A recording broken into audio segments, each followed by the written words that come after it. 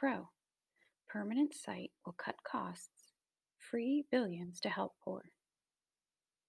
The Olympic Games have money troubles.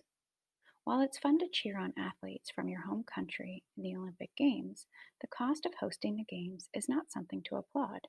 It is much too high. That's why we need to build permanent sites for the Olympic Games. The Olympics could return to these sites instead of building new ones. Brazil hosted the 2016 Olympics in the city of Rio de Janeiro. The country has a lot of financial problems. Still, the Games have gone on as planned.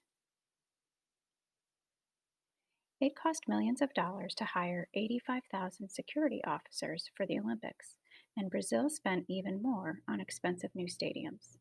The final cost for the Rio Olympics was probably more than $20 billion. It would have been better for Brazil to spend the money on housing and clean water.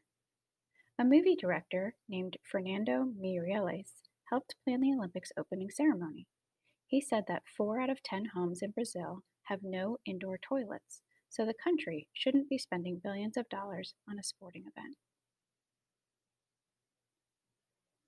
Choosing a permanent home.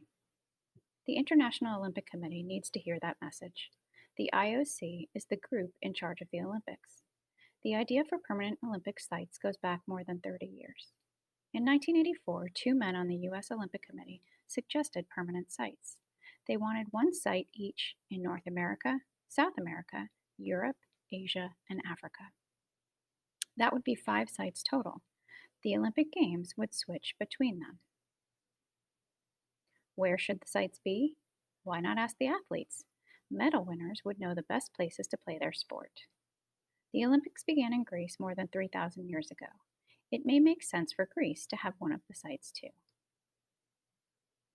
Ending crazy competition and bribery. Building permanent sites would solve many problems. First, it would end the crazy competition to host the Games. Second, it would end bribery. Some leaders have paid money to IOC officials so that their city would be chosen. Most importantly, it would be cheaper for the host cities. Montreal, Athens, and Rio de Janeiro put their futures in danger to host the Olympics. These cities all spent billions of dollars they didn't have. The cost of hosting the Olympics continues to rise. The 2008 Summer Games in Beijing, China cost more than $42 billion. In 2014, Russia spent more than $50 billion to host the Winter Games in the city of Sochi.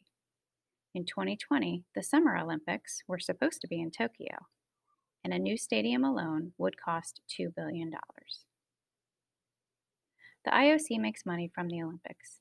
It could give the money it makes to the permanent sites to keep them up to date so that new arenas wouldn't be needed for every Olympics. There would be more money for everyone this way. IOC officials could even give extra money to poor countries for medicine or food. The Olympics have had many scandals in recent years. Athletes have been thrown out of the Olympics for using drugs to make themselves stronger or faster. Now there are reports that the water in Rio is polluted. The IOC should do something to make the Olympics look better. And now is their chance. Con. Hosting the Olympics creates national pride. Some people have suggested holding the Olympic Games in Greece or in permanent places on 5 continents. That would be very wrong. There have been many problems with this year's Games. People say there should be a better way to plan the Olympics. Right now, nations compete to host the Games, and they spend millions of dollars even before they're chosen. Some think that the Games should be held in the same places in North and South America, Europe, Asia, and Africa instead. This would be a serious mistake. Countries would not get a chance to show their national pride or make important improvements for the Games. Most importantly, they would not have a chance to make history.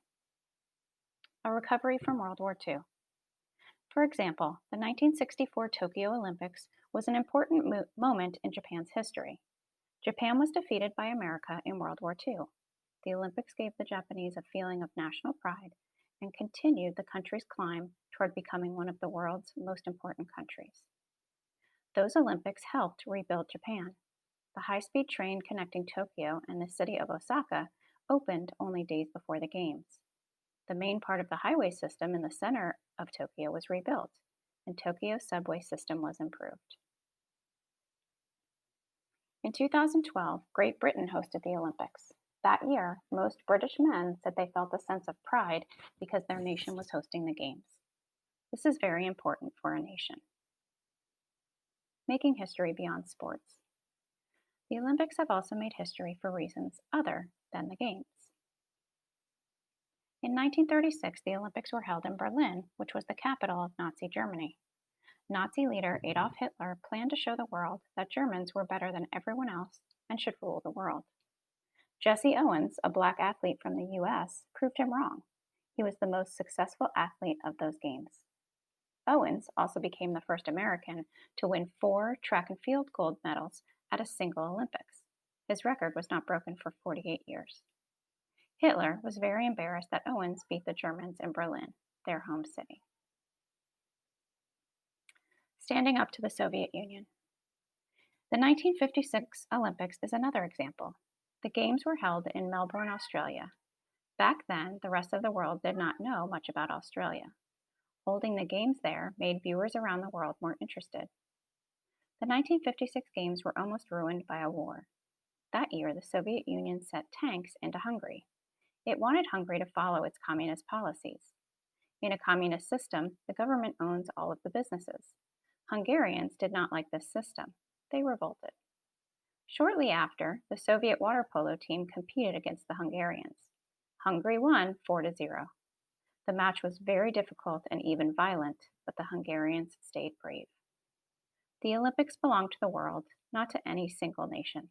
Any major city that wants to pay for the Games should be allowed to host them.